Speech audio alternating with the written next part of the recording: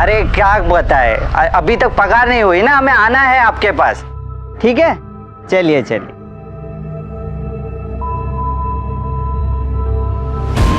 साहब साहब, आग आग साहब। गणेश साहब का क्या हुआ? ऊपर के कमरे में आग लग गई है। आग लग गई? आकाश भैया दरवाजा खोलिए। बड़े साहब, साहब दरवाजा खोलिए। बड़े साहब। आकाश भैया क्या हुआ? वो ऊपर के कमरे में बस साहब ऊपर आग लग गई। चलिए जल्दी चलिए जल्दी। आग लगी, ऊपर के कमरे में आग लगी।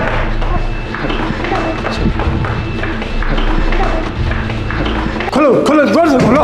अरे अरे अरे नहीं खुला तो तोड़ो दरवाजा।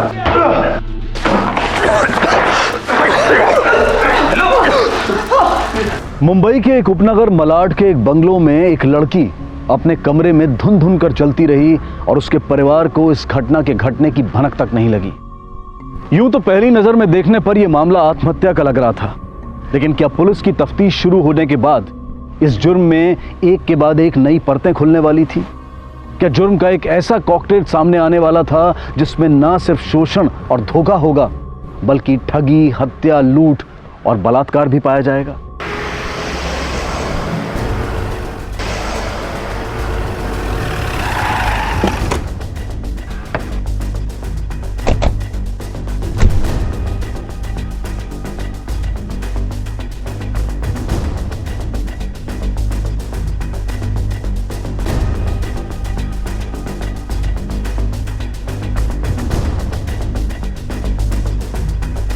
फॉरेंसिक वालों को बुला और एम्बुलेंस को भी बुला लेना। Yes sir.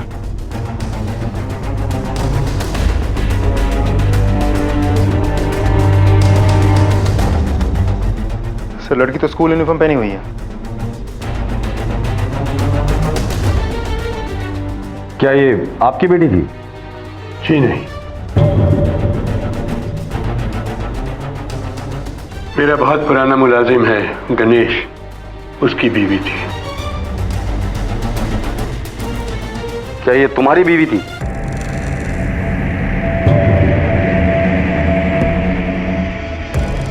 उसने स्कूल यूनिफॉर्म क्यों पहना था? क्या पता साहब, ये तो वही बता सकती थी। सर, ये घर मेरे चाचा जी का है। उनकी कोई औलाद नहीं है, इसलिए मैं और मेरी बीवी यहाँ पे रहते हैं, ताकि उनका कोई ख्याल रख सके। और ये गणेश, ये कब से काम कर रहा है यहाँ? बचपन से। हमें तो अपने असली माँ बाप याद भी नहीं।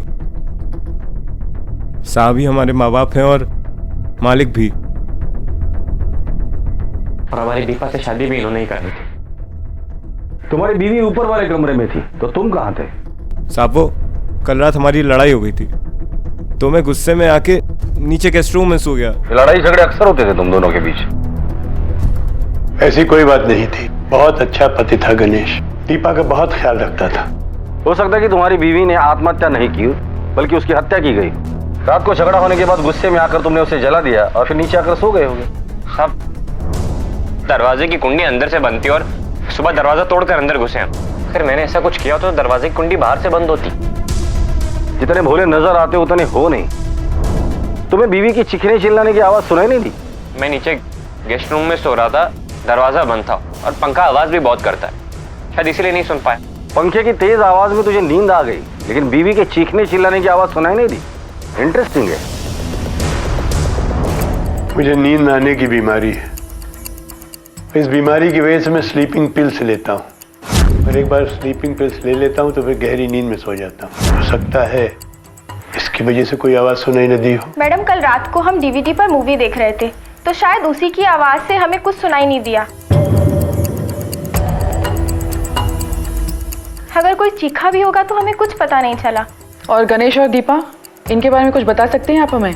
गणेश तो बहुत ही सीधा लड़का है, लेकिन वो दीपा, उसकी तो आंखों से ही भूख टपकती है। मेरे हस्बैंड को भी ऐसे देखती थी कि जैसे खा जाएगी। वो तो चाचा जी गणेश को बहुत चाहते हैं, और गणेश भी सालों से उनका पूरा काम संभाल रहा है, वरना मैं तो उनको कब का बाहर निकाल फेंकती।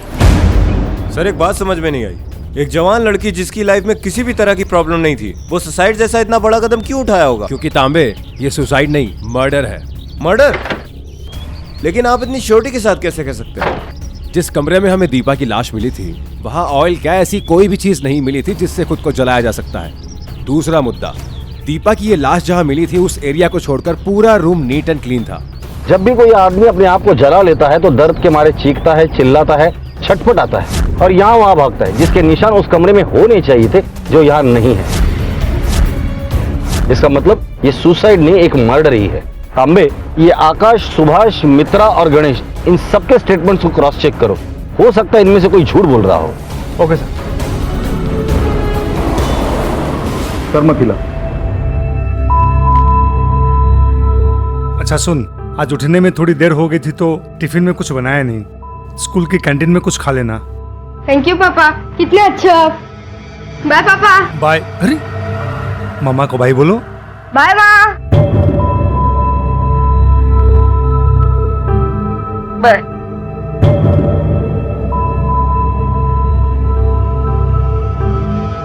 संभाल के जाना बेटा।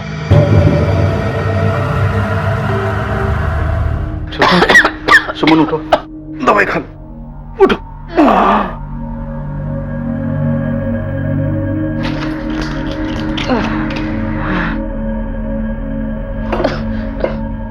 लो, दवाई खाओ। लो दवाई लो।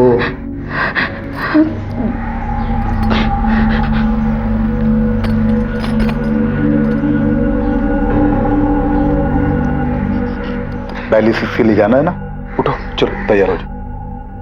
उठो, संभाल के चलो।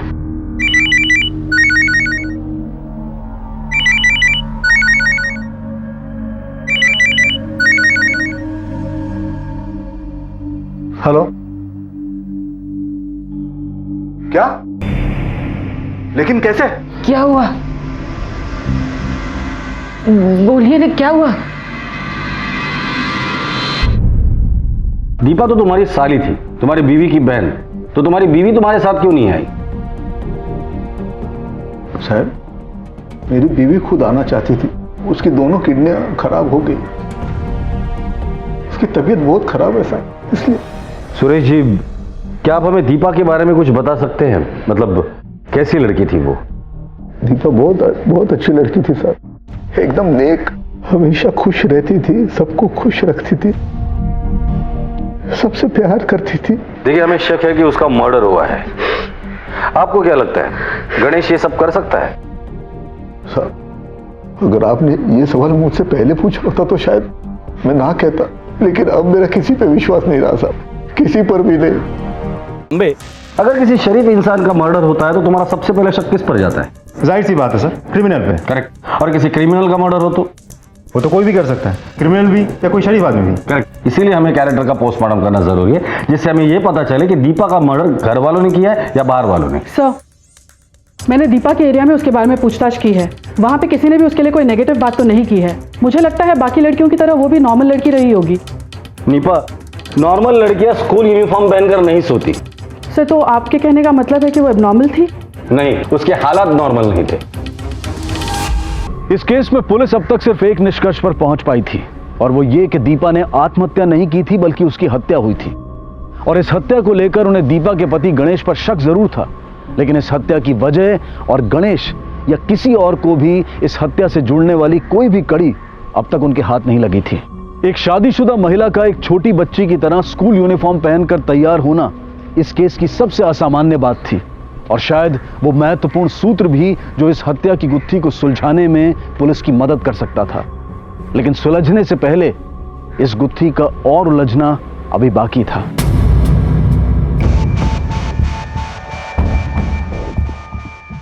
दीपा के पोस्टमार्टम रिपोर्ट के हिसाब से उसकी मौत गला दबाने से हुई, और वो भी 3 दिन पहले। कल तो उसे सिर्फ जलाया गया है ना? शॉकिंग। सर, लेकिन ऐसे कैसे हो सकता है? ऐसा नहीं हो सकता इंस्पेक्टर। कल रात हम सब ने साथ में डिनर लिया था, दीपा भी उस डिनर में शामिल थी।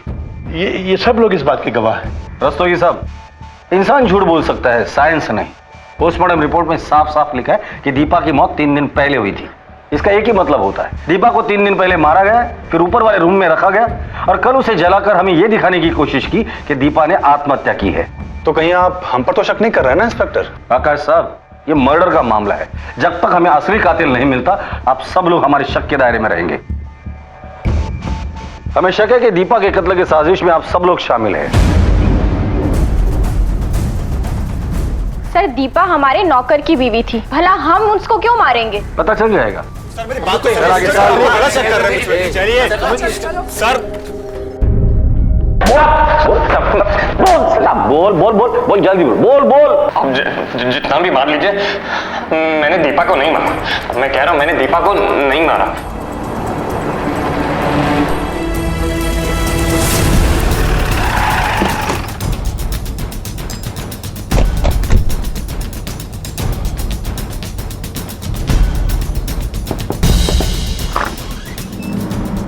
जी घर पर कोई है?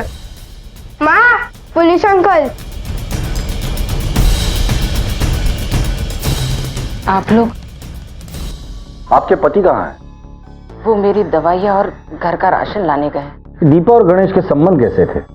वैसे ही जैसे आम पति पत्नी के होते हैं। कभी कभार कहासुनी हो जाती थी, पर ऐसा कुछ बड़ा हुआ कभी दीपा ने बताया नहीं था। सुभाष जी और उनके भतीजे आकाश, इनके बारे में कभी बात हुई थी?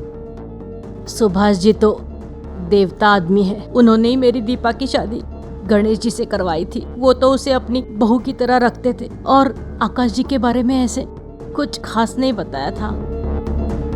सुमन जी, दीपा की पोस्टमार्टम रिपोर्ट के हिसाब से उसकी मौत उस हादसे से 3 दिन पहले हुई थी। हमें शक है कि दीपा ने आत्महत्या नहीं की, बल्कि उसका मर्डर हुआ है।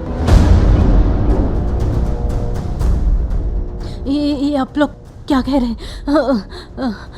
ऐसा नहीं हो सकता। दीपा से आपकी आखिरी बार कब बात हुई थी? दीपा को जानते हैं आप?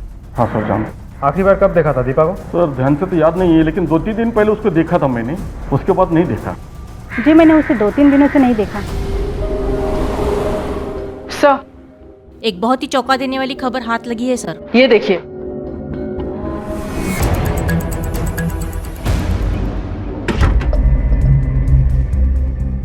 देखिए इंस्पेक्टर, मैं एक सीनियर सिटीजन हूँ और आप इस तरह से बिना वजह मुझे यहाँ पर नहीं बिठा सकते। ये वजह कैसी रहेगी आपको यहाँ रोक कर रखने के लिए?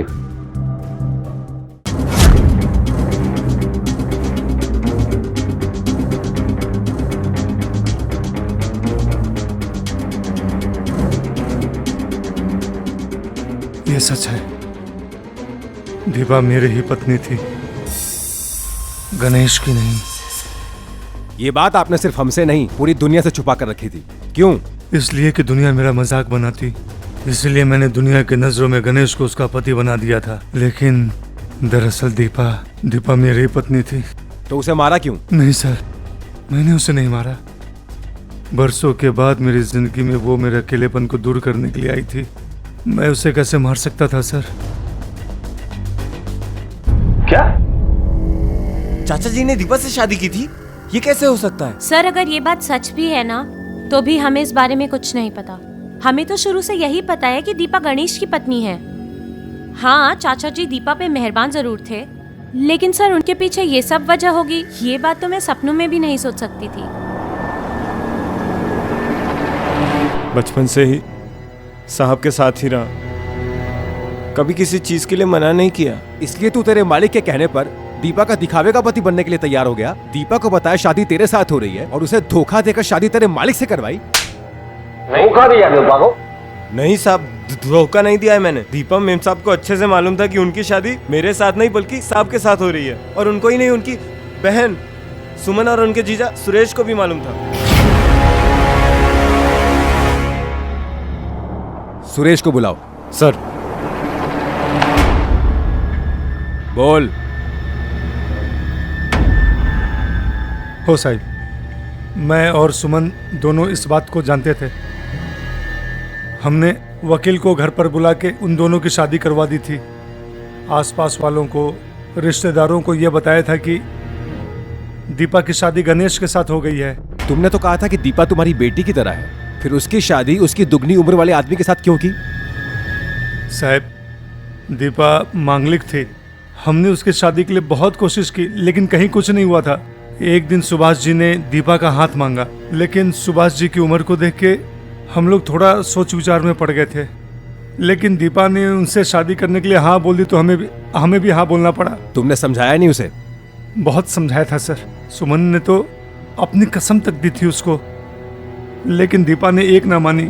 उसने कहा कि अगर सुभाष जी से उसकी शादी नहीं हुई तो वो जान दे देगी। हमें उसकी बात माननी पड़ी साहब। अगर दीपा आपकी बीवी है तो उसे आपके कमरे में होना चाहिए था। वो दूसरे कमरे में क्या कर रही थी? घर वालों को मेरे संबंधों के बारे में पता नहीं था, इसलिए मेरे साथ समय बिताने के बाद वो पास के कमरे में चली जाती थी ताकि लोग हमें एक साथ में देख सकें। स्कूल यूनिफॉर्म पहनकर? नहीं सर, मैंने उसे बहुत सारी ड्रेसेस लाके दी थी, यहाँ तक कि उसके पास बहुत सारी नाइट ड्रेसेस भी थी। वो स्कूल यूनिफॉर्म कैसे पहने हुए थी मुझे नहीं मालूम।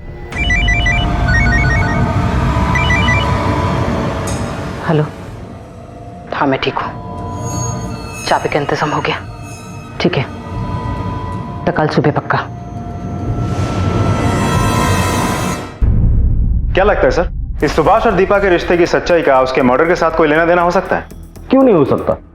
हो सकता है कि शादी के बाद दीपा गणेश को चाहने लगी थी और ये बात सुभाष को पता चल गई और इसलिए उसने मार डाला। फिर गणेश क्यों चुप रहेगा सर? गणेश इसलिए चुप बैठा क्योंकि गणेश नौकर है, बचपन से उनके घर पे रहा है। अगर वो मुंह खोलेगा तो सब कुछ गवा बैठेगा। फिर तो उसके भतीजे आकाश और उसकी पत्नी मित्रा को भी इसके बारे में पता हो सकता है। बिल्कुल हो सकता है, लेकिन आकाश के अलावा सुभाष का इस दुनिया में कोई नहीं। तो जाहिर सी बात है कि सुभाष के मरने के बाद सारी प्रॉपर्टी आकाश और उसके बीवी के नाम हो जाएगी। दूसरी पॉसिबिलिटी, दीपा का फिर गणेश के साथ नहीं बल्कि आकाश के साथ चल रहा और ये बात सुभाष को पता चल गई और उसने गणेश की मदद से दीपा को मार डाला।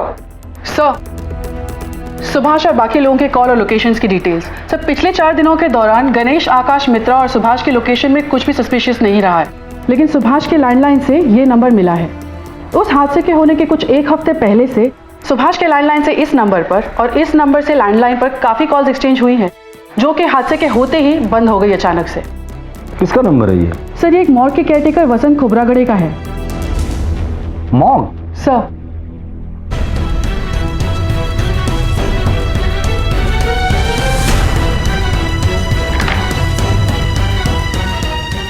नमस्कार, इंस्पेक्टर धनावड़े बोलते हैं। वसंत खोबरागड़े आहेत का? लेकिन खोबराट के साहब को तो अभी सस्पेंड कर दिया गया है साहब। सस्पेंड? क्यों? अभी 4 दिन पहले हमारे यहाँ से एक लड़की की लाश गायब हो गई थी, इसलिए। तांबे, ये दीपा की बॉडी की शिनाख्त किसने की थी? सर, पहले गणेश ने और फिर सुरेश ने। दीपा की बहन सुमन और दीपा की बॉडी का डीएनए टेस्ट करवाओ। Yes sir. दीपा की मौत के एकदम पहले एक मुर्दा घर से उसकी ही उम्र और कद काठी वाली लड़की की लाश गायब हो जाती है। कहीं इसका मतलब ये तो नहीं कि दीपा जिंदा है और उसकी मौत सिर्फ एक नाटक? और अगर ये सच है तो कौन रच रहा था ये नाटक और कहां है दीपा? सुमन, सुमन, दरवाजा खोलो, देखो कौन आया।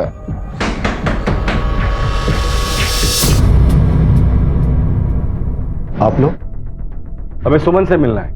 हाँ, आइए आइए, अंदर आइए, आइए अंदर आइए। सुमन, ए सुमन, यश, यश बेटा, सुमन कहाँ गई? रात को यही सोए थे दोनों सामने। एक मिनट।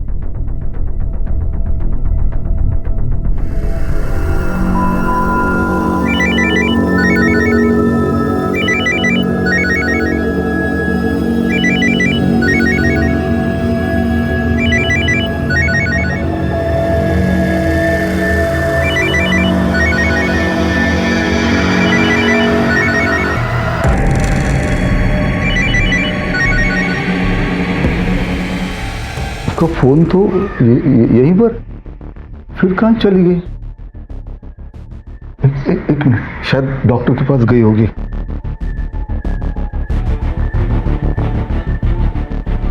हेलो, हाँ डॉक्टर साहब, मैं सुमन का पति बोल रहा हूँ, सुरेश। मेरी बीवी सुमन आई है वहां पे? जी नहीं, वो तो यहाँ नहीं आई। वहां पर भी नहीं हो? नहीं पर आस पड़ोस में पूछताछ करो, किसी ने सुमन को देखा है क्या? एक मिनट साहब। क्या हुआ? अरे क्या हुआ?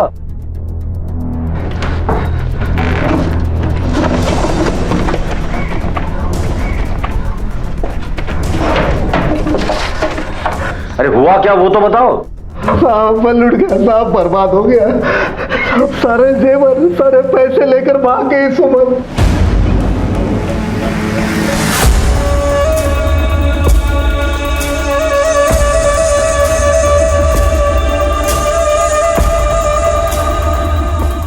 तांबे, ये सुमन के गायब होने वाली बात मुझे हजम नहीं हो रही है। सुमन का गायब होना और दीपा मर्डर केस, ये दोनों एक दूसरे से कनेक्टेड है। पहले उस घर से कोई तो मॉर्ग के केयरटेकर को फोन करता है, फिर उसी मॉर्ग से दीपा के उम्र वाली डेड बॉडी गायब हो जाती है। मुझे लगता है ये सारे टुकड़े एक ही केस के, जिसे हम जोड़ नहीं पा रहे। मुझे भी कुछ ऐसा लगता है सर। ये देखिए, सुमन के कॉल रिकॉर्ड में दीपा का एक कॉल है। आग लगने वाली रात उसने वो कॉल किया था, लेकिन जब हमने सुमन से बात की तो सुमन ने कहा कि पिछले 5 दिनों में उसके साथ कोई बात ही नहीं हुई दीपा की। दीपा से आपकी आखिरी बार कब बात हुई थी? 5 दिन पहले उसने मुझे फोन किया था। हमसे झूठ बोल रही है सर। एक और बात, जब हमने दीपा की बॉडी का डीएनए टेस्ट करवाना चाहा तो सुमन भाग गई। हो सकता है कि ये एक महज इत्तेफाक है या ना है। सुमन का गायब होना कोइंसिडेंस समझ सकता हूं, लेकिन दीपा के कॉल को लेकर उसका झूठ बोलना, उसका क्या? मुझे लगता है सुमन हमसे कुछ छुपा रही थी। सर, उस मॉर्ग का केयरटेकर वसंत खोबरागड़े हमारी कस्टडी में है। चलो। सब मारिएगा मत सर, मारे सब कुछ बताऊंगा सच सर। सर साहब, छोटी सी लालच की वजह से मैंने इतनी बड़ी गलती कर दी सर। साहब, कोई 10 दिन पहले की बात है, मुझे किसी ने फोन किया सर। साहब, उसने मुझे बोला वो 5 लाख रुपए मुझे देगा यदि मैं उसको एक जवान लड़की का डेड बॉडी ला कर दूं। साहब जी, मुझे पहले उसकी बात पर बिल्कुल विश्वास नहीं हुआ सर, लेकिन साहब उसने अपना फोन नंबर और मुझे एडवांस में 2 लाख रुपए भी दिए साहब। मुझे उसकी बात पर विश्वास करना पड़ा साहब। मैंने उसको डेड बॉडी ला कर दे दी सब, इसके अलावा मैंने कुछ नहीं किया सर। विश्वास करो सर। वो आदमी अगर सामने आएगा तो पहचान पाओगे? नहीं साहब, साहब उससे मेरी फोन पर बात हुई थी, आमने सामने नहीं हुई थी साहब। बॉडी की शिनाख्त कर पाएगा तू? हाँ बिल्कुल करूंगा साहब।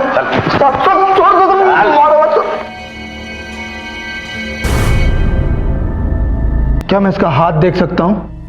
देखो, इसका मतलब ये दीपा की बॉडी नहीं है। सर, इस बात में कोई शक नहीं है कि दीपा जिंदा है। अपनी बॉडी की अदला बदली का खेल खेल के हमें बेवकूफ बना जा रहा है। लेकिन खेल कौन रहा है? खुद दीपा, और घर का कोई आदमी भी इसमें इन्वॉल्व है। लेकिन सर उसी घर का कोई होगा, हम इतनी श्योरिटी के साथ कैसे बोल सकते हैं? बाहर का भी तो कोई हो सकता है। चांस ही नहीं। अकेली दीपा या कोई बाहर का आदमी घर में सबके रहते हुए बॉडी को घर में लाना, प्लांट करना इम्पॉसिबल है। मॉर्ग के केयरटेकर को भी फोन उसी घर के लैंडलाइन से गया था। इसका मतलब घर का कोई आदमी इन्वॉल्व है। सर, हम आपके पास ही आ रहे थे। वो चाचा जी का कल रात से कुछ पता नहीं चल रहा है। उनको फोन ट्राई कर रहा हूं, उनका फोन बंद आ रहा है। यहां तक कि उनके दोस्तों को भी मैंने खबर की, लेकिन कुछ पता नहीं चल पाया सर। दीपा जिंदा थी और उसकी बहन सुमन अपने बेटे के साथ फरार, और अब दीपा का असली पति सुभाष भी लापता था। क्या यह सिर्फ एक संयोग था या किसी गहरी और सोची समझी साजिश का एक हिस्सा जो शायद इनमें से ही किसी एक ने रची थी? सवालों के ढेर लगते जा रहे थे और जवाबों का दूर दूर तक पता नहीं था, लेकिन मुंबई पुलिस ने इस गुत्थी को सुलझाने का फैसला कर लिया था और अब उन्हें तलाश थी उस एक क्लू की जिसके सहारे वो जुर्म के इस बदसूरत और घिनौने खेल को खत्म कर सकें। सबसे पहले दीपा गायब होती है, अपनी मर्जी से या मर्जी के खिलाफ, हमें नहीं पता। उसके बाद जेवर और पैसे लेकर सुमन गायब हो जाती है, और अब सुभाष गायब है।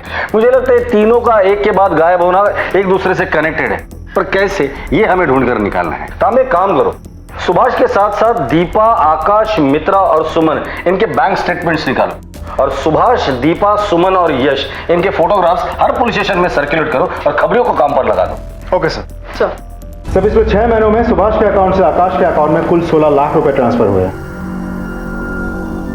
क्या कहना है इसके ऊपर? सर, आप लोग मुझ पर शक कर रहे हैं। आप लोग शायद भूल रहे हैं कि मैं अपने चाचा जी का इकलौता वारिस हूँ, और ये पैसे उन्होंने मुझे मेरे खर्च के लिए दिए थे। 6 महीने में 16 लाख रुपए का खर्चा? मेरे चाचा जी एक बहुत बड़े बिजनेसमैन हैं, वो आपकी तरह पुलिस ऑफिसर नहीं है। सही कहा तूने। ये थप्पड़ मैंने तुझे इसलिए नहीं मारा क्योंकि तूने मेरा ईगो हर्ट किया। ये थप्पड़ मैंने तुझे इसलिए मारा क्योंकि हम लोगों को ईमानदार लोग पसंद है, बेईमान बिजनेसमैन नहीं। सर मैं सच कह रहा हूं, ये पैसे मुझे चाचा जी नहीं दिए थे।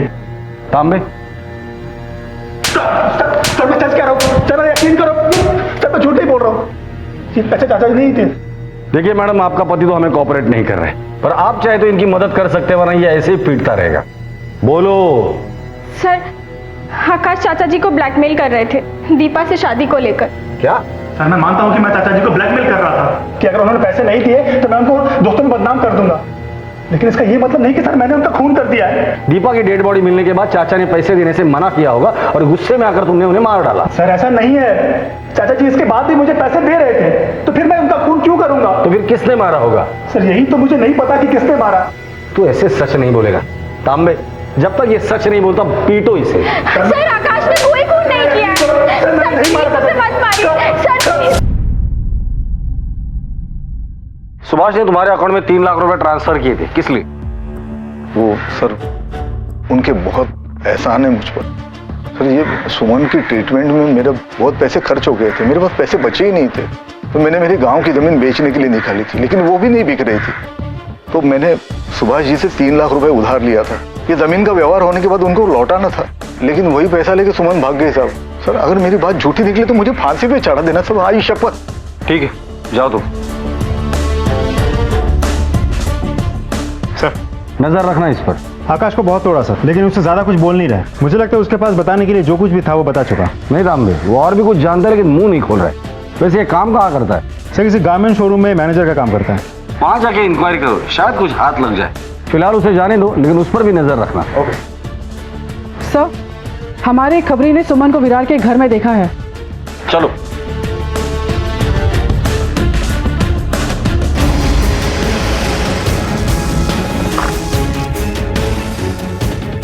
तलाशी लो घर की। सर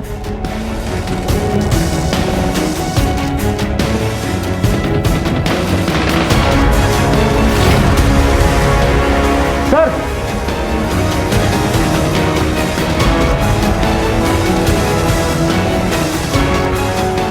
फॉरेंसिक को बुलाओ। ये सर।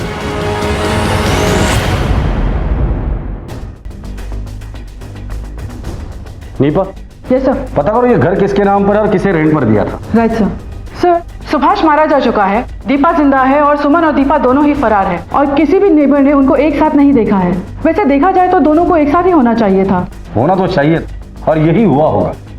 दीपा ने सबसे पहले अपने मौत का नाटक किया और गायब हो गई। उसके बाद सुमन पैसे और जेवर लेकर गायब हो गई। शायद उसके बाद सुभाष को सुमन ने कांटेक्ट किया होगा और दीपा जिंदा होने की बात कही होगी और पैसे की डिमांड की होगी, और पैसे मिलने के बाद दीपा और सुमन ने मिलकर सुभाष को मार डाला और भाग गए, लेकिन अलग अलग। लेकिन सर अलग अलग क्यों, एक साथ क्यों नहीं? इसका जवाब तो वो दोनों ही दे सकती है।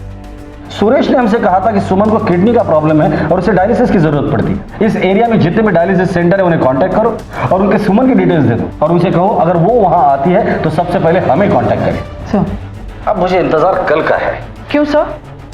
सुभाष रस्तोगी कोई मामूली आदमी नहीं था, एक बिजनेस टाइकून था, और जब भी कोई बिजनेस टाइकून मरता है अपनी वसीयत जरूर बनाता है।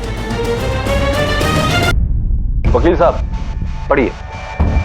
मेरे क्लाइंट मिस्टर सुभाष रस्तोगी ने अपनी चल और अचल संपत्ति अपनी वाइफ दीपा और अपने नौकर गणेश के नाम कर दी है। अरे ये क्या बकवास है? हाँ? चाचा जी ऐसी वसीयत कर नहीं सकते, झूठ बोल रहे तुम। दिखाओ मुझे। साले नमक हराम, तूने और दीपा ने मिलकर चाचा जी को मेरे खिलाफ भड़काया होगा। पहले तुम दोनों ने प्रॉपर्टी पे नाम करवा ली, उसके बाद उन्हें जान से मार डाला। नहीं छोड़ूंगा तुझे। हीरो छोड़िए, चल साइड में आ। सही से गिरफ्तार कीजिए। ये सब इसका और दीपा का प्लान था सर। इसे पकड़ लीजिए सर। तांबे ले चलो इसे। अरे सर आप इसकी बात चल सर, ये विरार के उसी मकान का मालिक है जहाँ पे हमें सुभाष की लाश मिली थी और इसका कहना है कि उस मकान को गणेश नाम के किसी आदमी ने किराए पर लिया था। क्या हो?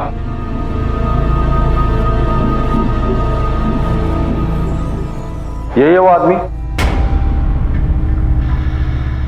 हाँ साहब, यही था वो आदमी। ठीक है, जाओ। झूठ बोला। तुमने वो घर किराए पे क्यों लिया था और सुमन उस घर में क्यों रहती थी? मैंने कुछ नहीं किया। झूठ बोल रहा है तू भी इस प्लान में शामिल था। दीपा और सुमन को भगाने में मदद की और सुभाष को मार डाला। दीपा और सुमन कहाँ है और सुभाष को क्यों मारा? साहब मैं कह रहा हूँ मेरी कोई गलती नहीं, मैंने किसी को नहीं मारा, मैं बेकसूर हूँ, मैं बोल रहा हूँ साहब मैंने कुछ नहीं। तांबे, ये दीपा और सुमन का मिलना बहुत जरूरी है। जब तक ये दोनों हाथ नहीं लगती इस केस की गुत्थी नहीं सुलझेगी। अब डायलिसिस के लिए चलिए ना माँ, कितने दिनों से नहीं करवाया, मुझे बहुत डर लग रहा है माँ, प्लीज चलिए ना, प्लीज माँ।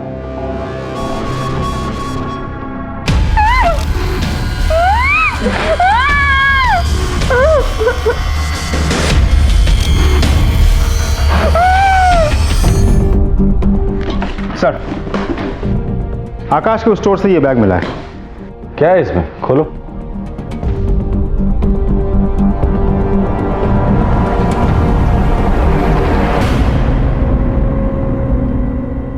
ये सब तुम्हारा ही है ना? बोलो। सर मैं एक शादीशुदा इंसान हूं और ये सारा सामान मैं अपनी बीवी के ऊपर इस्तेमाल करता हूं।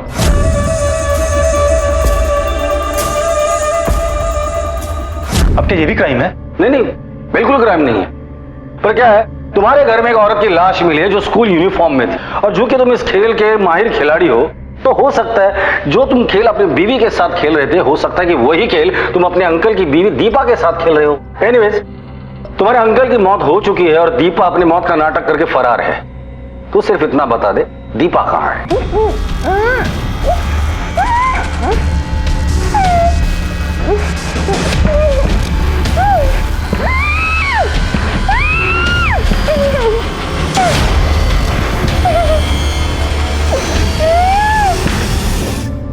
सर मुझे सच में नहीं पता कि दीपा कहां पे है, और मैं तो शुरू से जानता था कि दीपा मेरे चाचा जी की वाइफ है, और मैं अपने चाचा जी की वाइफ के साथ ऐसा कैसे कर सकता हूं? तेरे बारे में मुझे नहीं पता, लेकिन आग की फितरत में बहुत अच्छे से जानता हूं। जब लगती है ना तो घर रिश्ते कुछ नहीं देखती, सिर्फ जलाना जानती है। अब वो आग तेरे अंदर लगी थी या दीपा के अंदर लगी थी, वो तू हमें बताएगा। सर मैं आपको कैसे यकीन दिलाऊं कि ऐसा कुछ भी नहीं था मेरे और दीपा के बीच में? तांबे, इस बार इसका इस्तेमाल करना। सर मेरी बात तो सुनिए। सर मैं सच कह रहा हूं, सर ऐसा कुछ भी नहीं था। नमस्कार, इंस्पेक्टर धनावड़े बोलते हैं।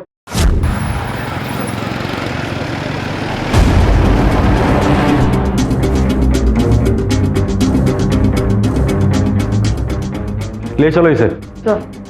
चलो मैडम, मैंने चल।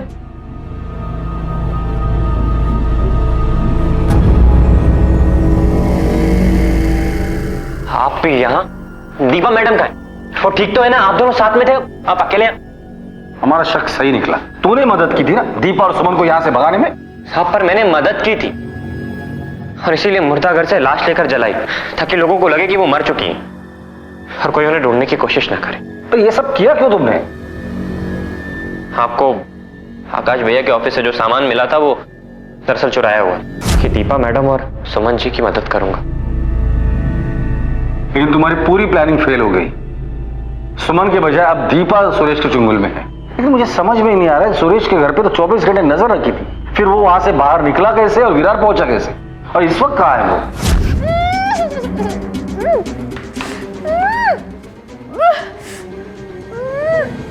दीपा कहां है? दीपा मेरे साथ ही थी। जल्दी निकलते हैं यहाँ से। दीदी, दीदी आप निकलो यहाँ से, नहीं तो मेरे साथ चल। निकलो दीदी, जल्दी।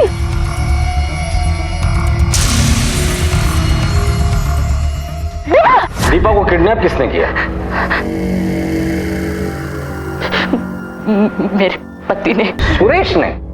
दुनिया जैसे उसे समझती है, वो आदमी वैसा नहीं है। भेड़िया है वो, भेड़िया। मेरे माँ बाप की जब से मौत हुई, जब दीपा मेरे पास रहने आई, तब से वो की शादी सुभाषी से पहली बार नहीं हुई थी।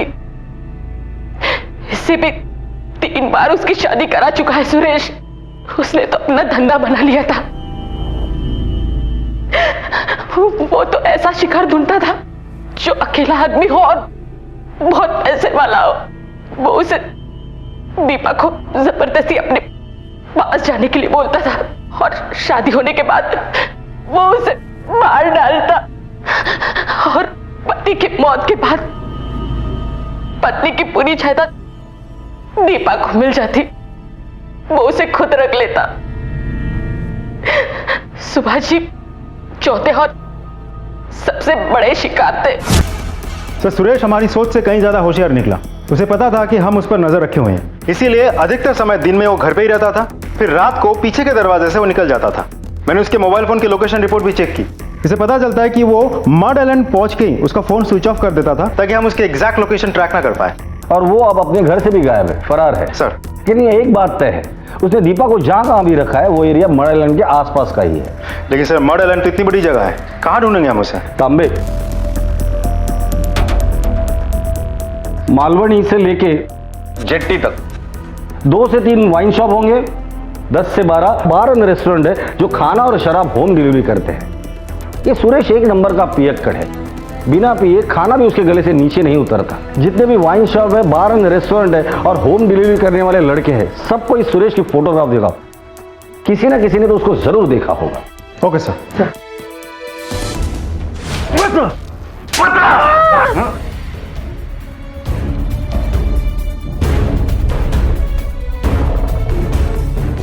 अरे सुनो जरा, ये फोटो देखो, पहचानते हो? हाँ साहब, इनको मैं जानता हूँ। इनके यहाँ मैं हमेशा खाना पहुँचाने जाता हूँ। अभी भी उनका ही पार्सल लेके जा रहा था। हमारे साथ चलो जरा। हाँ साहब, मैं पैसों के लिए पहले 3 बुढ़ों के साथ दीपा की शादी कर चुका था। उन तीनों में सुभाष बहुत पैसे वाला था। मैंने सोचा कि अगर सब कुछ ठीक चला तो मेरी पूरी लाइफ सेट हो जाएगी, मेरी भी और इन दोनों बहनों की भी। लेकिन इन दोनों बहनों ने सब कुछ बर्बाद कर दिया, सब कुछ। वो जली हुई लाश जब मिली उसके बाद न जाने कहां से सुभाष को मेरी असलियत के बारे में पता चल गया और वो मुझे धमकाने लगा कि वो आपको सब कुछ बोल देगा। बेटे यश ने जब मुझे कॉल किया तब मुझे पता चल ही गया था ये दोनों बहनें कहां छुप कर बैठी। तो मैंने दीपा को वहां से उठा लिया और सुभाष की लाश को वहां पर छुपा दिया। मेरा प्लान ये था कि सुमन को ढूंढ के वो मेरे पैसे और जेवर उससे हासिल कर लूं, उसके बाद आपको सब कुछ बता दूं ताकि आपको लगे कि सुभाष का खून सुमन ने किया है। लेकिन मेरे सुमन तक पहुंचने से पहले आप लोगों ने सुमन को ढूंढ लिया और मेरा सारा खेल खत्म हो गया। तेरा खेल खत्म हो गया? तेरा खेल खत्म हो गया? तेने मासूम लोगों की जिंदगी बर्बाद करने के बाद भी तुझे लगता है कि तेरा खेल खत्म हो गया? तेरा खेल खत्म हो गया? सुरेश की तरह हर मुजरिम के लिए जुर्म सिर्फ एक खेल होता है, लेकिन ये खेल वो खेल होता है जो कभी किसी खिलाड़ी को जीतने नहीं देता। जुर्म का सिर्फ एक हासिल होता है और वो होता है बर्बादी।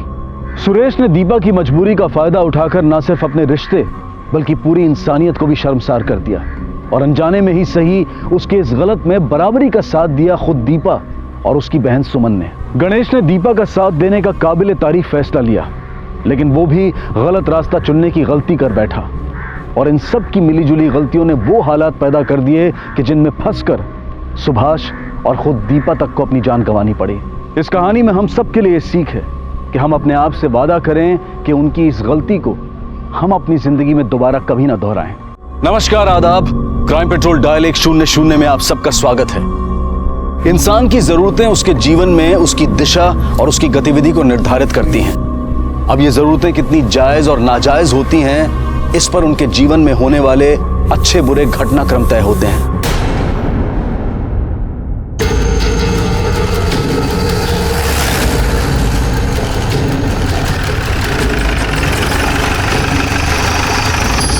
हाँ सर, मैंने फोन कर दिया, बस आती है सर। हाँ सर। फोन किसने किया? हाँ सर, मैंने किया। आइए सर।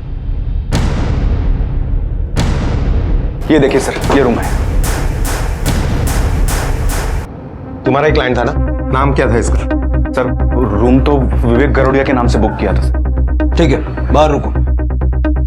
मैंने देखो बॉडी पे कोई आइडेंटिफिकेशन मिलता है क्या? भी हो सकता है कि जिसने भी ये कत्ल किया है ये उसे अच्छी तरह से जानता हो, उस पर भरोसा करता हो और इसीलिए उसे इसने अंदर लिया हो। फॉरेंसिक टीम को बुलाओ, इसकी बॉडी पोस्टमार्टम में भेजो और इसकी फैमिली को इन्फॉर्म। Okay sir. होटल में सीसीटीवी कैमरास तो होंगे ना? सारा फुटेज लो। सर, आप तो जानते ही ये होटल कैसा है सर। सर, दुनिया से छुपते छुपाते लोग यहाँ पे आते हैं सर। अब यहाँ पे भी सीसीटीवी लगाएंगे तो कौन आएगा सर? तुम्हें कब पता चला ये हुआ? सर क्लाइंट ने रूम 3 बजे तक के बुक किया था। मैंने इन्फॉर्म करने के लिए फोन किया, कोई रिस्पॉन्स नहीं आया सर, इसलिए मैंने वेटर को खिड़की से झांकने को कहा। क्या रूम बुक किया तो कोई लड़की भी आई होगी साथ में? सर पहले तो कोई नहीं आया था सर, लेकिन बाद में एक 40-42 साल की औरत आई थी। कितने बजे आई थी वो? करीब 1 बजे के आसपास सर, और 1-1.5 घंटा रुकी थी सर। नाम क्या था उसका? सर हम यहाँ पे किसी विजिटर का नाम नहीं पूछते सर। लेकिन मुझे एक लगता है कि वो जो औरत आई थी खून इसी ने किया है सर, क्योंकि वो औरत जाने के बाद इस लड़के से कोई मिलने नहीं आया था सर। मैंने एक 22 साल के लड़के ने ऐसे होटल में रूम बुक किया, उससे मिलने के लिए आई एक 40 साल की औरत। कौन हो सकती है ये औरत? मुंबई पुलिस को एक 22 साल के लड़के की लाश एक ऐसे होटल के कमरे से मिली जहां अक्सर लड़के लड़कियां दुनिया की नजरों से छिपकर मिलते हैं, क्योंकि किसी न किसी रूप में समाज में उनके इस व्यवहार को उचित नहीं समझा जाता, इसलिए वो ऐसी जगहों का सहारा लेते हैं। लेकिन कई बार सिर्फ अनुचित इच्छाओं की पूर्ति के लिए भी ऐसी जगहों की शरण ली जाती है। क्या विवेक गरोडिया भी ऐसी किसी जरूरत के तहत वहां पहुंचा था? पर उससे मिलने तो एक औरत आई थी। क्या इस औरत के साथ विवेक का ऐसा कोई संबंध था जो समाज को स्वीकार नहीं होता? और क्या उसी अस्वीकृति का नतीजा था विवेक का कत्ल, या फिर वजह उससे भी ज्यादा भयानक थी?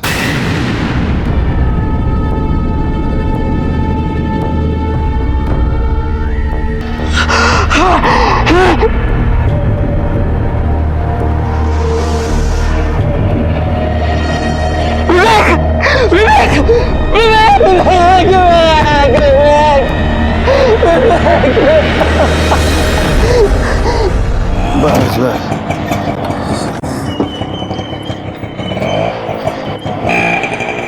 ए हीरो है, किधर जा रहा है?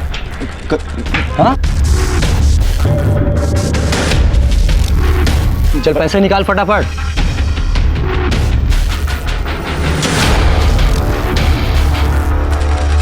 हेलो हेलो मैडम, जल्दी नहीं चाहिए, सांप के साथ कुछ लोग हाथापाई कर रहे हैं यहाँ पे। क्या? फटाफट पैसे निकाल वरना बहुत मार खाएगा अभी। एक मिनट पैसे दे रहा हूँ, मैंने बोला था ना कि मुझे थोड़ा सा टाइम चाहिए, मैं इंतजाम कर रहा हूँ। अभी तेरा बहाना नहीं चलेगा, समझा? अपन को पैसा चाहिए, वो भी अब्बी का अब्बी। हाँ मैडम, बहुत हो गया तेरा बहाना। कोई बहाना? अरे क्या कर रहे हैं आप? छोड़े। तू कहा ये क्या तमाशा लगा रखा है? हाँ सब लोग देख रहे हैं यहाँ पर। मैडम आवाज नीचे करके बात कर, समझी? अपन पैसा लेने को आया है, वो भी खुद का। अरे तो हम हर महीने इंस्टॉलमेंट दे रहे हैं ना बराबर, तो प्रॉब्लम क्या है? और ये सब करने का क्या मतलब है? हाँ तो इस महीने का इंस्टॉलमेंट किधर है? वो हम देखिए मेरे पास पैसे हैं, आप आपके किसी आदमी को ऊपर भेजिए, मैं आपको इंस्टॉलमेंट देती हूँ। चलो अपन ही चलता है, चलो। लेकिन आगे से याद रहे, 21 तारीख मतलब 21, अपन को 21.5 भी नहीं मांगता, समझी?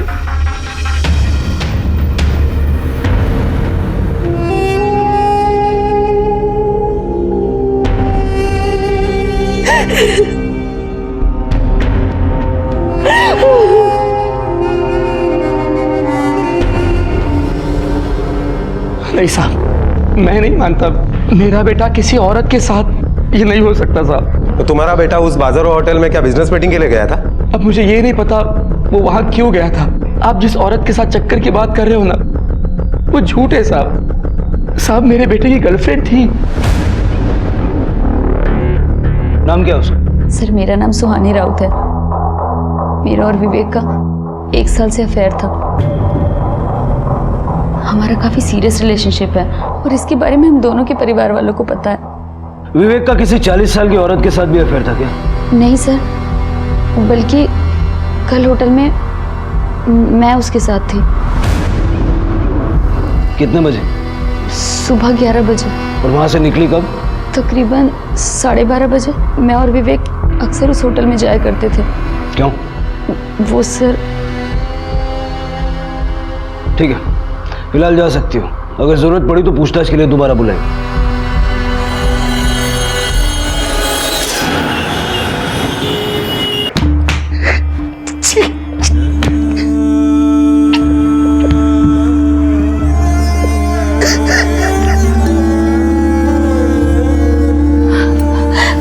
क्या कर रहे हैं आप? शांत हो जाइए, शांत हो जाइए। अमृता, मैं किसी काम का नहीं हूँ, मैं मरना चाहता हूँ। मैं किसी काम का नहीं हूँ। नहीं ऐसा मत कहिए। अपने साथ साथ मैंने तुम्हारी और नैना की जिंदगी नर्क बना रखी है। अमृता मुझे कुछ भी दे दो, जहर दे दो, मुझे मार डालो, मैं जिंदा रहने के लायक नहीं हूँ। नहीं प्रकाश ऐसे मत बोलो, ऐसे मत बोलो। कब तक और क्यों मेरे लिए ये सब करती रहोगी? कब तक मेरे लिए बेइज्जत होती रहोगी? कब तक मुझे बचाती रहोगी अमृता? जब तक सब ठीक नहीं हो जाता तब तक कुछ ठीक नहीं होगा अमृता। सब ठीक हो जाएगा, मैं हूं ना। टेंशन मत लो। और मैं ये सब सिर्फ आपके लिए नहीं कर रही हूँ, हमारे लिए कर रही हूँ। देखिए पति पत्नी तो सुख दुख के साथ ही होते हैं ना। हाँ तो मैं आपको ऐसी हालत में छोड़ के कैसे जा सकती हूँ? हाँ?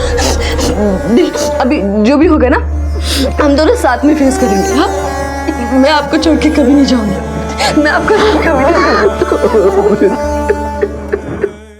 उस औरत को 1 बजे तुमने होटल में आते हुए देखा, लेकिन उससे पहले वो लड़की आई, उसे नहीं देखा। सर लेकिन उस औरत के पहले वहां कोई लड़की आई नहीं थी। अच्छा, जब वो लड़की खुद बोल रही है कि 11 बजे वो होटल में आई थी, तो तू मना क्यों कर रहा है?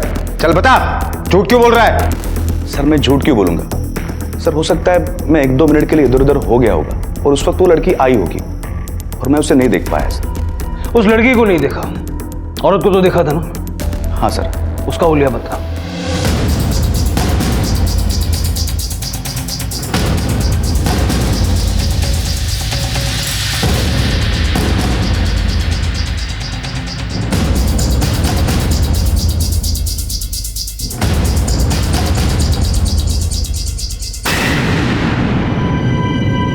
एक्सक्यूज मी, ये विवेक गरोड़िया का रूम नंबर कौन सा है?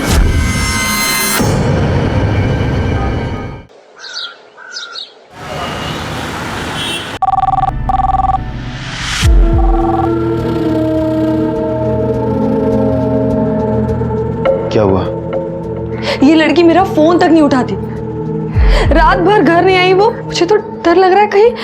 अमृता तुम क्यों टेंशन ले रही हो? परेशान मत हो, मैं उसे लेकर आता हूँ।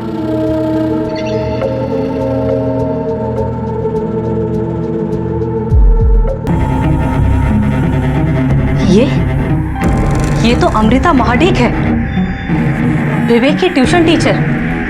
विवेक पिछले 1 साल से इससे ट्यूशन ले रहा था। नैना, दरवाजा खोलो,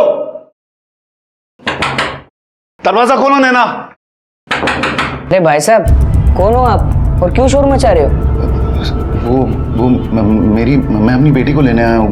मुझे मालूम है कि वो है अंदर, पर वो दरवाजा नहीं खोल रही है। सॉरी। ठीक है।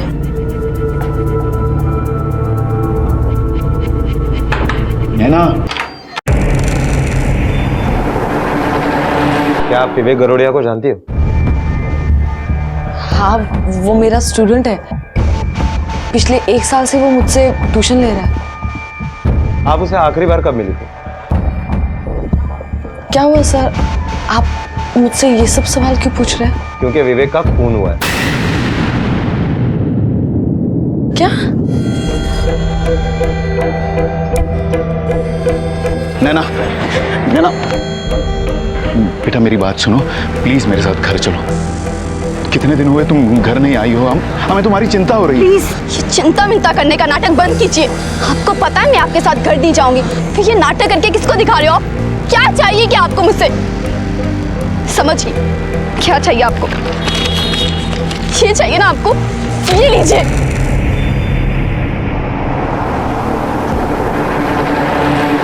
हाँ मैं गई थी उससे मिलने,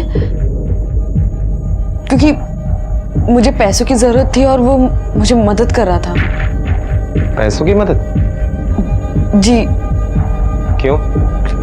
क्योंकि हमारे शारीरिक संबंध है। नैना,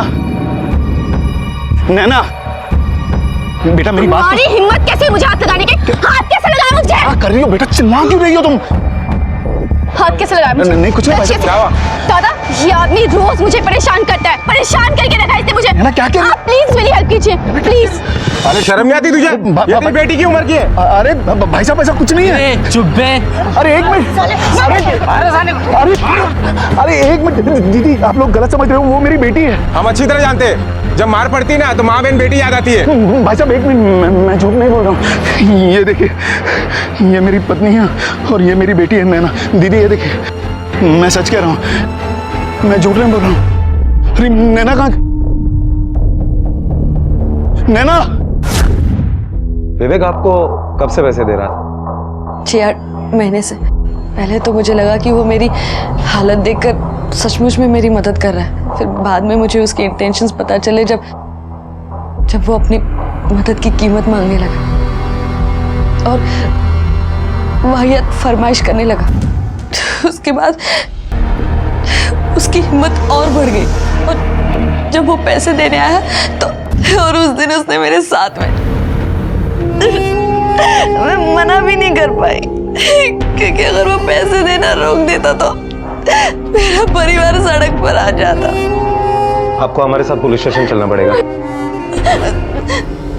सर वो औरत झूठ बोल रही है। मैं अपने बेटे को अच्छी तरह से जानता था, वो ऐसा इंसान नहीं था सर। पता नहीं औरत क्या चाहती है कि वो ऐसी घटिया कहानी उसके बारे में बता रही है। सर मैं अमृता माड़ी को पुलिस स्टेशन लेकर आया हूँ। अमृता कहाँ है वो? विवेक के पिता का कहना है कि तुम झूठी कहानियां सुना रही हो। नहीं सर, मैं झूठ नहीं बोल रही और ऐसी कहानी क्यों बनाऊंगी जिसमें मैं खुद बदनाम हो रही हूँ। आपको यकीन नहीं होता है तो आप मेरे पति से पूछ लीजिए, वो सब जानते हैं। और मेरी बेटी वो भी सब जानती है, इसलिए वो मुझसे नफरत करती है और इसलिए वो घर छोड़कर चली गई। मेरी शक्ल भी नहीं देखना चाहती हो। तुम्हारे पति है कहाँ? जरा बुलाओ। सर वो मेरी बेटी को ढूंढने गए थे, अभी तक घर नहीं लौटे। मैं जानती हूँ सर कि मेरी बेटी मेरी वजह से घर छोड़कर गई, लेकिन मैंने ये सब अपने परिवार के लिए किया है। मैं अपने पति को उन वसूली वालों से मार खाते हुए नहीं देख सकती और पैसों के लिए कोई मेरी बेटी की इज्जत उछाले ये मैं बर्दाश्त नहीं कर सकती। सुनिए जी। Police sub inspector Malwadi police station Rajan Mane और ये लेडी कांस्टेबल मीता सावंत। मुझे आपसे अमृता महाडिक और उनके फैमिली के बारे में कुछ पूछताछ करनी है। पूछिए, क्या पूछना है? ये अमृता और उनके फैमिली के बीच में पैसों से लेकर कुछ अनबन चल रही थी क्या? शुरू में तो नहीं, जब माडिक भाई साहब एक कंपनी में नौकरी कर रहे थे सब कुछ अच्छा चल रहा था और फिर उन्होंने खुद का बिजनेस शुरू किया रेडीमेड गारमेंट का और भगवान की दया से वो भी अच्छा चल रहा था। जब सब कुछ इतना अच्छा चल रहा था तो फिर प्रॉब्लम क्या हुई? प्रॉब्लम तब शुरू हुई जब प्रकाश भाव को ये पता चला अचानक कि उनकी माँ को कैंसर है। पैसा पानी की तरह बहा दिया उन्होंने अपनी माँ के इलाज के लिए और बैंक वालों ने उनकी दुकान को सीज कर दिया। लेनदार भी घर पर आके हंगामा करने लगे और उनकी माँ का भी देहांत हो गया जिनके लिए उन्होंने ये सब किया। बेचारे भाई साहब पूरी तरह टूट गए थे और बीबी बच्चों को ट्यूशन देके घर चला रही है और सर पे इतना सारा कर्जा भी है।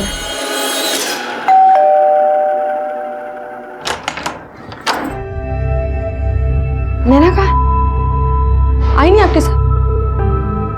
सुनो ना, कहाँ है वो?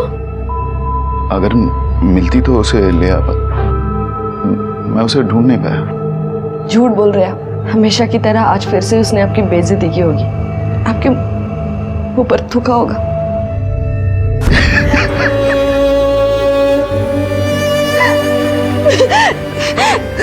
आप दुखी मत होइए, आप मत रोइए, सब मेरी गलती है।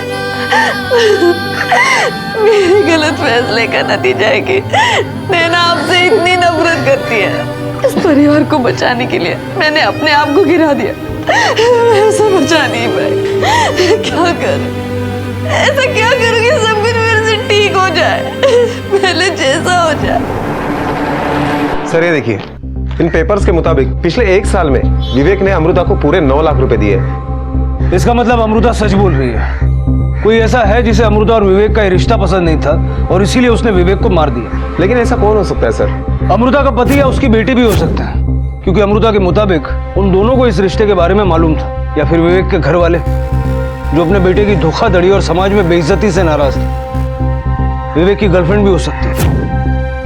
चूंकि विवेक उसे धोखा दे रहा था, हो सकता है उसने आवेश में आके विवेक को मार दिया हो। हेलो,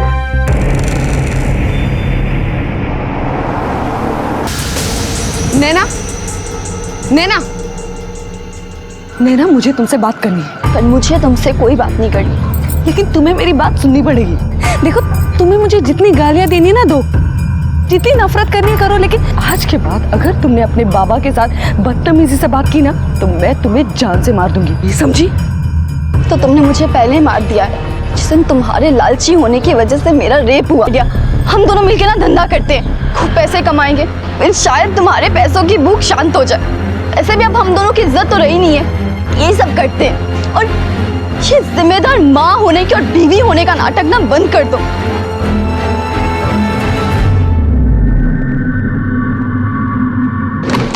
सर, यह आशीष कनौजिया तो विवेक का कजिन निकला, उसके मामा का लड़का। मतलब एक ही फैमिली में एक के बाद एक 2 लड़कों का खून हुआ है। माने कहीं ऐसा तो नहीं कि इन दोनों मर्डर्स का रीजन भी इन्हीं के घर में हो? मजबूरी, जरूरत, लालच, नफरत चारों तरफ अपने पैर पसारे थी। हर कोई किसी न किसी गर्त में लिपटा था। कौन जुल्म सह रहा था, कौन जुल्म कर रहा था, कुछ भी साफ नहीं कहा जा सकता था। एक ही परिवार में हुए 2 कत्ल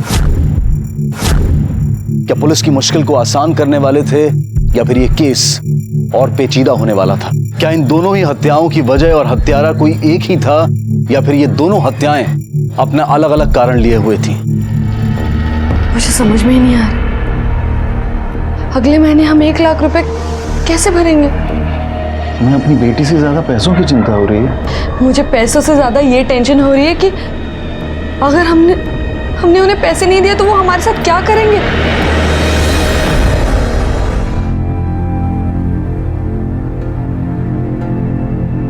ये सब उस विवेक का किया जा रहा है। अरे ना, मेरा बेटा तो कभी ऐसा था ही नहीं साहब। आशीष भी विवेक के साथ ट्यूशन जाता था। विवेक बहुत कोशिश करता था साहब मेरे बच्चे को अपने साथ ले जाने की, मगर मैंने कभी भेजा नहीं। मैं पूरी कोशिश करता था कि आशीष विवेक से दूर रहे, वरना वो शुरू से ही अपने जैसा बना लेता था उसे। बना लेता मतलब? सर, मेरा विवेक उस आशीष जैसा आवारा नहीं था। आशीष ने उसे चोरी चकारी सिखाई थी, और तब से शुरू हुआ था जब आशीष ने विवेक के स्कूल में एडमिशन ली थी। उसके बाद अच्छे नंबर लाना तो दूर, विवेक का पास होना मुश्किल हो गया था। सर, दोनों फैमिली एक दूसरे पर इल्जाम लगा रही है। समझ में ही नहीं आ रहा है कि कौन सच बोल रहा है और कौन झूठ। माने ऐसे केसेस में अक्सर ऐसा होता है।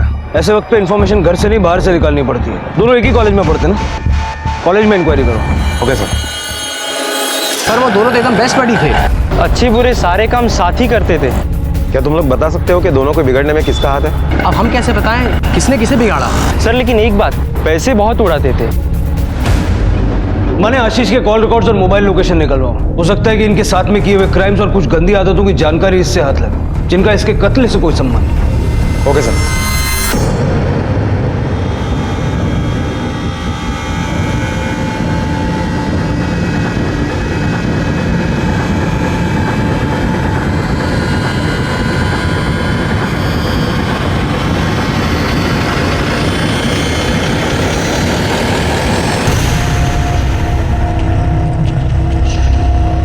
सर, आशीष के कॉल रिकॉर्ड के मुताबिक आशीष भी अमृता के कांटेक्ट में था, जबकि वो उसका स्टूडेंट भी नहीं है।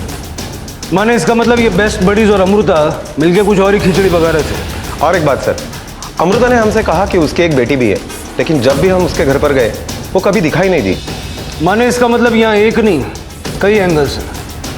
जरा पता करो अमृता की ये बेटी कहाँ है और अमृता का आशीष से क्या वास्ता। सब मैं आशीष को जानती तक नहीं थी। विवेक ने मुझे आशीष से मिलवाया।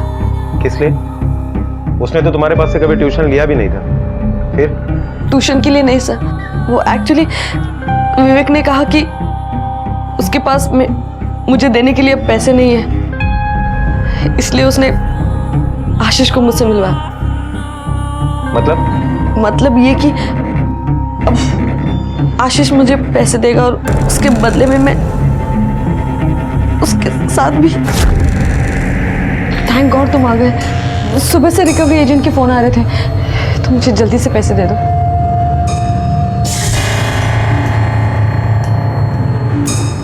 ये कौन है? ये मेरा कजिन है आशीष। वो एक्चुअली मेरे पास इस बार पैसे नहीं थे तो मैंने इसे कहा आपकी हेल्प करने के लिए। ये रेडी है लेकिन क्या?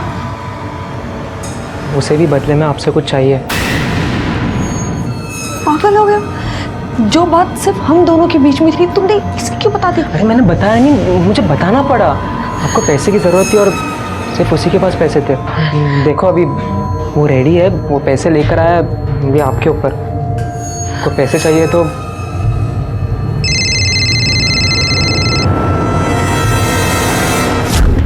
उसकी बात मानने के अलावा मेरे पास और कोई चारा नहीं था। उसके पैसे के बदले में मैं उसे वो सब कुछ देती थी जो वो चाहता था। आशीष ने तुम्हें कितने पैसे दिए?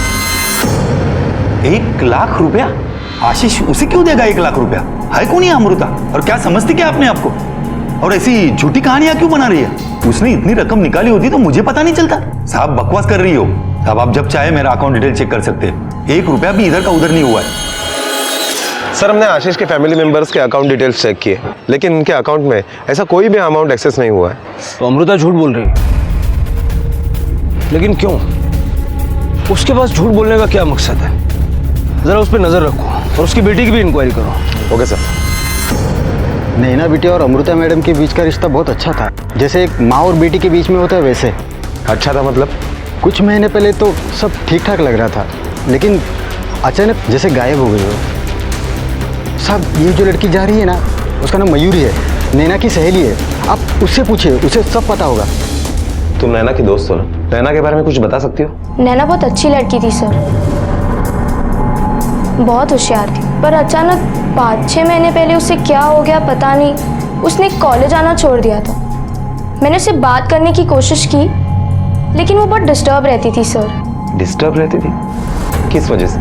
उसकी माँ के वजह से, पर क्यों ये पता नहीं। अच्छा आप नैना जहाँ रहती है उसका एड्रेस तो पता होगा ना?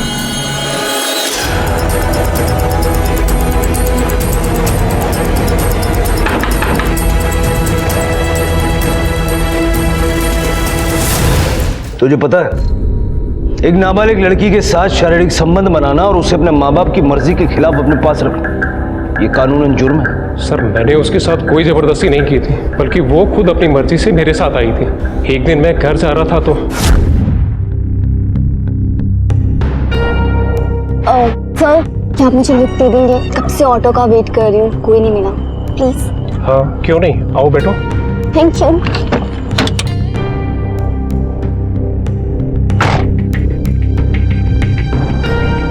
मैं आपको कहाँ ड्रॉप कर दूँ? जहाँ आपका मन करे। आपके घर चले।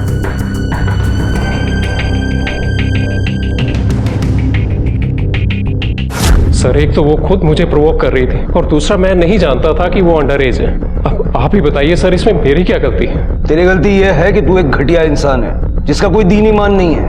एक लड़की जो अपने माँ बाप से नाराज थी, उसकी परेशानियां जानने की बजाय तूने उसका फायदा उठाया। अब ये बता, नैना कहाँ है? सर मुझे नहीं पता वो कहाँ है, क्योंकि वो कल रात से वापस नहीं आई है। माने नैना का मोबाइल ट्रैकिंग पे डालो। Okay sir. हम हमारी जिम्मेदारी समझते हैं सर, लेकिन जिस तरह से नैना ने अपने बाबा को बेइज्जत करना तय कर लिया, उसका ये लाइफस्टाइल हमें सजा दे रहा है। वो ये समझने के लिए तैयार ही नहीं कि मैंने जो कुछ भी किया है वो अपनी खुशी के लिए नहीं किया है, बल्कि मजबूरी में किया है ताकि मेरा परिवार बच सके। आपकी मजबूरियों के बारे में हम अच्छी तरह से जानते हैं। फिलहाल मैं ये जानना चाहता हूँ कि नैना अगर यहाँ नहीं आई तो कहाँ गई?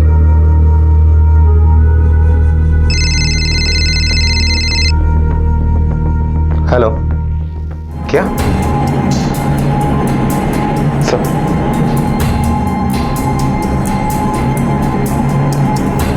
आप लोगों को अभी हमारे साथ चलना होगा।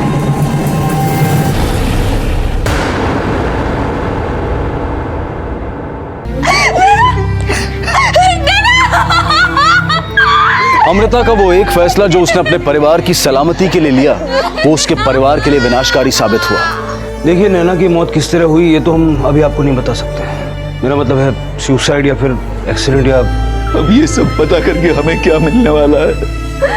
हमारी बच्ची तो हमें वापस नहीं मिलेगी और ना ही हमारी खुशियां। मुश्किलें हर इंसान के जीवन का सच है, लेकिन गलत समझौते मुश्किलों को कड़ा कर सजा सुना देते हैं। पुलिस के सामने अब एक नहीं, दो नहीं, बल्कि 3 सवाल खड़े थे। ये कत्ल क्यों हो रहे थे? क्या इनका आपस में कोई संबंध था या फिर हादसों की ये कड़ी सिर्फ एक इत्तेफाक थी? पर कहते हैं ना कि सच्ची मेहनत कभी जाया नहीं जाती, और पुलिस को एक ऐसा क्लू मिला जो शायद उनकी मेहनत को सही दिशा दे सकता था। सर, विवेक के पिता गोविंद का और एक नंबर है जो उसकी सौतीली मां यूज करती है। आशीष के मर्डर स्पॉट के बिल्कुल करीब इसका लोकेशन दिखाई दे रहा है। सर, कॉल रिकॉर्ड के हिसाब से विवेक की सौतेली मां और आशीष के बीच में लगातार बातें हुआ करती थी। और एक बात सर, ये मोबाइल आशीष का है। इसमें से कुछ एप्लीकेशंस पासवर्ड डाल के सिक्योर किए गए थे। हमारे आईटी डिपार्टमेंट ने इसके पासवर्ड क्रैक किए। और सर ये देखिए, इसमें ये तस्वीर मिली है। और एक बात बताओ, आशीष के मर्डर स्पॉट के पास तुम्हारा मोबाइल कैसे?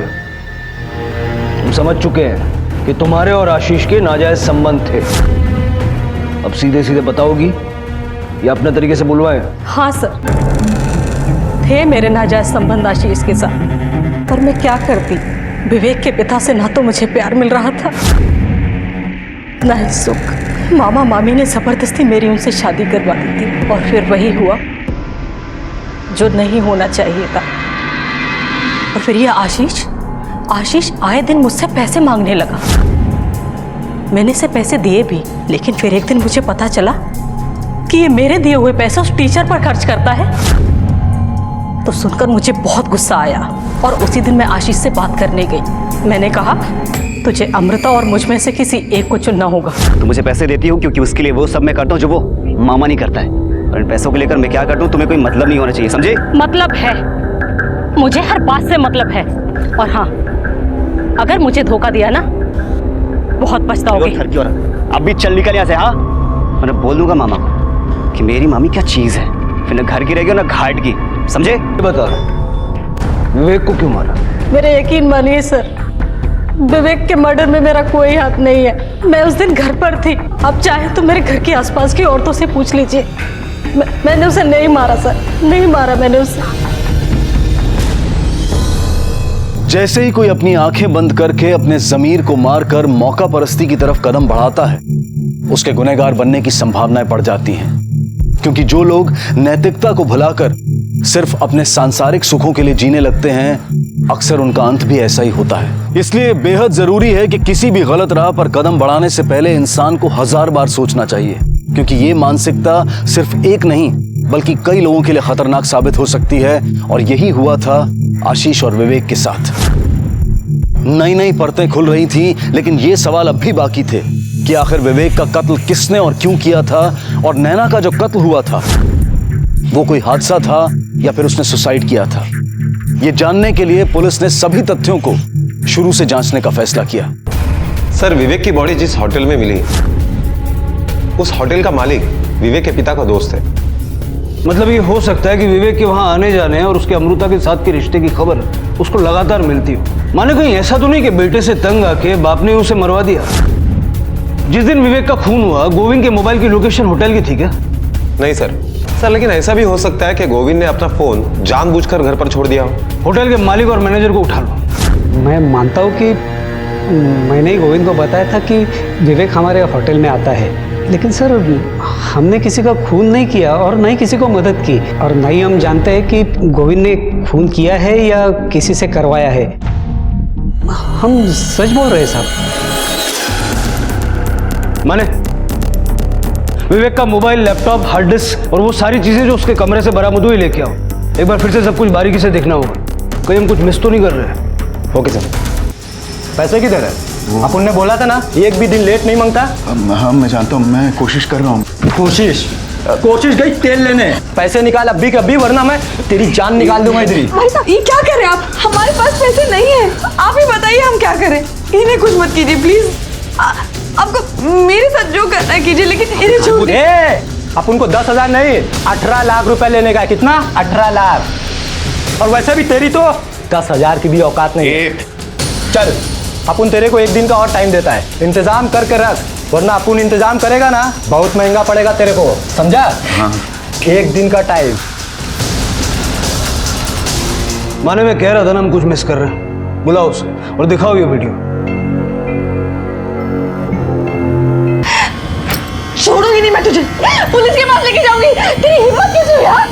जा, लेकिन अपना और अपनी ये बेटी का वीडियो लेते जाना, ताकि पुलिस को भी तो मालूम पड़े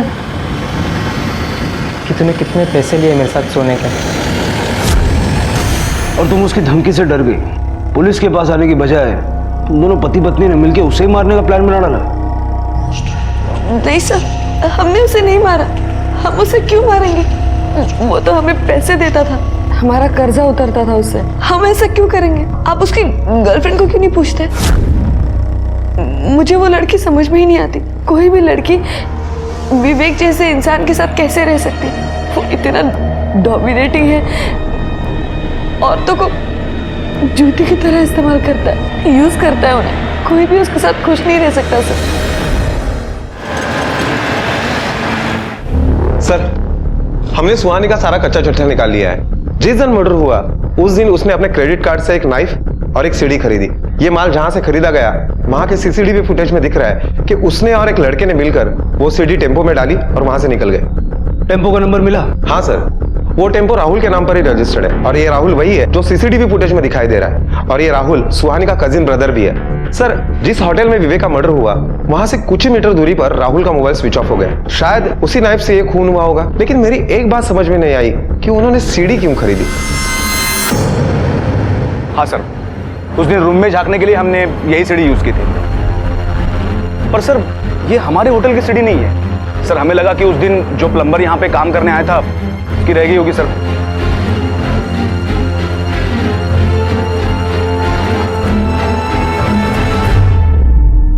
बोलो, क्यों मारा विवेक को?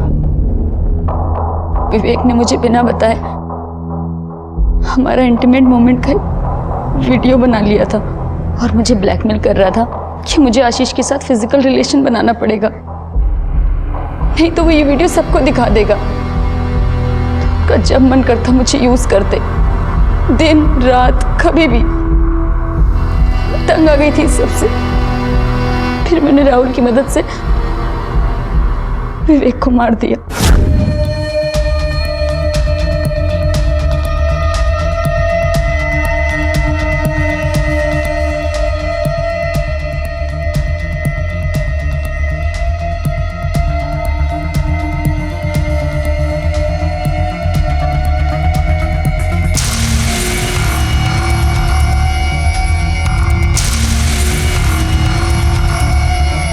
काश तुम बच्चे ये समझ पाते कि जिसे तुम आसान रास्ता समझते हो वो मुश्किल और जेल ले जाने वाला है। अगर तुमने वक्त पे पुलिस की मदद ली होती तो न सिर्फ विवेक को उसके किए की सजा मिलती, बल्कि तुम दोनों को अपनी जिंदगी जेल की सलाखों के पीछे नहीं काटनी पड़ती। पुलिस ने आशीष और विवेक के कत्ल की पहेली तो सुलझा ली थी, लेकिन नैना की मौत एक रहस्य बनकर रह गई थी, क्योंकि ये नहीं पता चल पाया था कि उसका कत्ल हुआ था या ये कोई हादसा था या फिर उसने आत्महत्या की थी। और ना ही उसे बलात्कार और उसकी मौत के लिए इंसाफ मिल पाया।